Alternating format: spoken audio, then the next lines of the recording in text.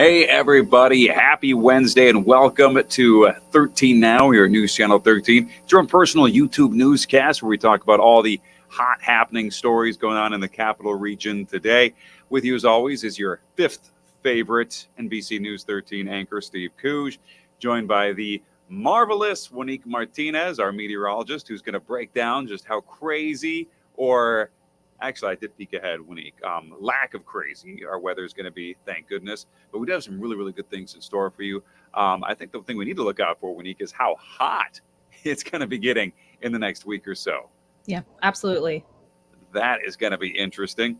But before we get to weather and Juanique, you know what we do. We got to talk about the top stories of the day. So let's get right to it, everybody, if we can.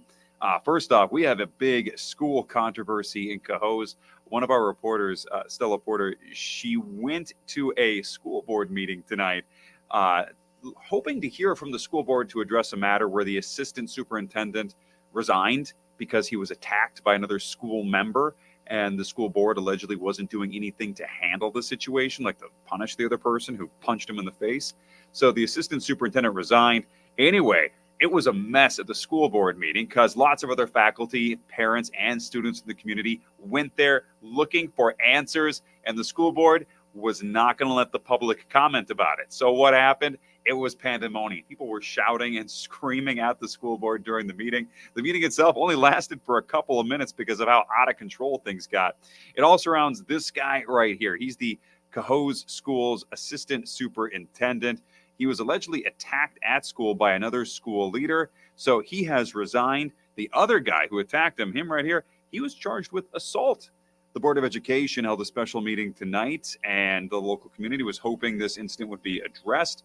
The director of facilities, James Stapleton, the guy you saw, he has been charged with assault and harassment for allegedly punching the assistant superintendent, a guy by the name of Martinelli.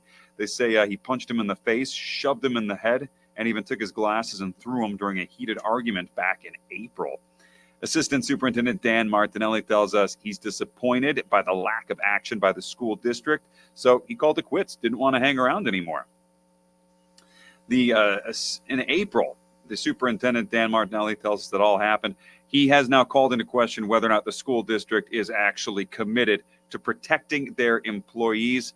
Tonight, he released a statement saying on behalf of the district and Board of Education, he wants everything to, resolve itself, basically, with this story.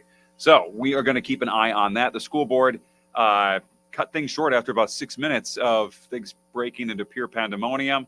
I'm sure they're going to have to address this head on very soon before any more people get angry or more school members quit. So next big story we have. An Albany County grand jury has just indicted the man who nearly killed a University of Albany student by crashing into her on a dirt bike. If you've been following this story, you know this has been a top story for the last month or so. It's been insane. The suspect here, his name is Austin Bryett of Water-Vliet. He is facing a 4-count indictment now. New paperwork we just got from Albany County Court shows us that the 25-year-old Austin Bryett of Water-Vliet has a second-degree assault charge, also a fleeing the scene of an incident charge. He's also accused of driving that dirt bike that slammed in 19-year-old UAlbany student Alexa Kropf. She was nearly killed. Got a lifetime probably of recovery ahead of her. She has a fractured pelvis, brain injuries. She nearly died. It was a real close call. Two friends that Bryett was with that night say after he hit Alexa Kropf, Alexa's friends rushed to help. Well, Bryett, what did he do? He flipped him the finger and just took off without rendering any aid whatsoever. Last Friday, Bryett did appear in court. You see him right there in a tank top. So he the judge say Bryett loaded his dirt bike into the back of a truck and drove off to Poughkeepsie to hide it. That's where prosecutors say Bryett has family ties. Two of his indictments are tampering physical evidence. The Albany County Sheriff tells us Bryett remains in jail, and that's probably where he's going to stay until this trial resumes itself into the sentencing phase. So he's probably looking at a couple of years in prison at least at this point. Now to a bit of a happier story, all right? Any of you guys at home ride motorcycles, you enjoy riding, this story definitely for you, your friends, your family. This is a good one. For generations now, people have been flocking to the Adirondacks for sun, fun, and adventure, and of course, the gorgeous scenic beauty out there. We are talking, of course, about Americade. It is taking place in Lake George. All those white chrome, beautiful bikes are revving up this week. People by the thousands will be gathering there. 50,000 souped up, revved up machines typically roll into Lake George Village during Americade. The director, Christian Dutcher, acknowledges that he doesn't run the baddest motorcycle rally in the country, but he claims it does attract the best riders of any of the rallies across the country. And that's what it's really about. You want to have a good time. You want to have a lot of people who all feel welcome, no matter what kind of bikes they ride or what groups they might belong to when it comes to biking. So whether folks come for a demo ride or to purchase some new clothing or equipment or whatever, or just to, gaze at the historic bikes that'll be on display, these crowds could not come soon enough for the owners around the Lake George Village town. Demographically speaking, Americade attendees tend to be middle-aged and above, as you kind of see right there. In order for this event to thrive, though, into the future, younger riders are going to need to catch the biking bug. And organizers say they're confident that is already happening. Again, this is taking place in Lake George, so about 50,000 bikers expected to roll into town. And honestly, Wanique, I don't think we could have had better weather for this biking event that's coming. Things aren't too hot. It's going to be just about perfect biking, motorcycling conditions. What do you think? Yeah, I agree with you. Like you said, it wasn't too hot. We did have a northwesterly breeze that brought in that seasonably cool air. So it was really, really nice with lots of sunshine today. And, we're going to see that as we go throughout the next several days as well. All right, let's take a look for it. But what about this weekend? Because I know the event is actually happening this weekend. Today was awesome. Can we expect more of the same? Well, today was awesome. This weekend is going to be even better. So shaping up to be a great weekend for this event and any events that you actually have planned. Right now, taking a live look at First Warning live Doppler radar, you can see that most of us are dry. We do have a few spotty rain droplets out there, but we'll see primarily 4 points south those spotty rain droplets through the overnight hours and for tomorrow morning.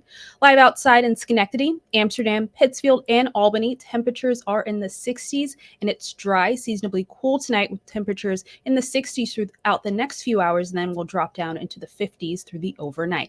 Here's a look at those overnight temperatures dropping down into the mid to low 50s with showers working back in by tomorrow morning. Notice we'll have mostly cloudy skies as we go throughout the night tonight. That building cloud cover will give way to those morning showers, especially 4 points south and east. Tomorrow, those temperatures will warm up only into the lower 70s with breaks of sunshine throughout the morning, afternoon, and evening. We'll see those cooler temperatures, though, as we go throughout the overnight hours on Thursday. That will make for a cooler start to your day on Friday. Let's take you hour by hour. Again, we'll see building cloud cover as we go throughout the overnight hours tonight. A few spotty showers as we start the day tomorrow, especially 4 points south and east. By mid-morning, we'll have drier weather, partly sunny skies, and then we'll have even more sunshine as we head throughout the afternoon on Thursday. Now, we could see a few spotty sprinkles still, especially 4 points south and east, but I think we'll stay dry because that high pressure will start to build in. High pressure will dominate the forecast as we close out this week and as we start next weekend. So with that high pressure building in, we'll have temperatures that will warm up into the mid 70s by Friday and near 80 by Saturday and Sunday. So we are expecting a beautiful stretch of weather as we go throughout the end of the week and start the weekend. Notice again, we'll have those temperatures in the 80s by Saturday and Sunday, but by Monday and Tuesday, temperatures warm up even more, reaching the mid 80s. So that's 10 degrees above that average high temperature of 75. And we could see even warmer conditions as we go throughout the rest of next week. But overnight lows tonight drop down into the lower 50s. We'll have cooler temperatures tomorrow with highs topping out in the lower 70s. A few stray showers as we start the day tomorrow, but trending drier as we go throughout the afternoon with mostly sunny skies by Friday. We'll stay dry on Friday as well, Saturday, Sunday, Monday, and Tuesday. Now, we do have a disturbance that may work in by Tuesday, but I also think we'll stay mostly dry that day, and that will remain the case as we go throughout the day on Wednesday as well. I'm going to have to bring extra antiperspirant to work on those other days because that is going to be very hot, Monique. Also, tonight, some late night showers, early morning showers. That's the kind of stuff I love. Really helps me sleep. Do you, do you ever do that? Just open up the window, listen to the rain, let the cold, fresh air in. Oh yeah, and thunder. Like it's the best sleep ever when you have rain and thunder overnight. That's what we need. Maybe a little bit of thunder. I don't think we got any thunder coming into our No area, thunder. right? None No. of that lightning business. But yeah, I remember as a kid too. That's so funny. Like I love thunderstorms now, but as a kid, I was just terrified of them. Like, oh please, oh please, oh please, I don't want to hear any thunder, lightning. I won't be able to sleep. I'm gonna have nightmares. And then as an adult, you're like, bring it. You're like, bring it on. Yeah. I'm all for that.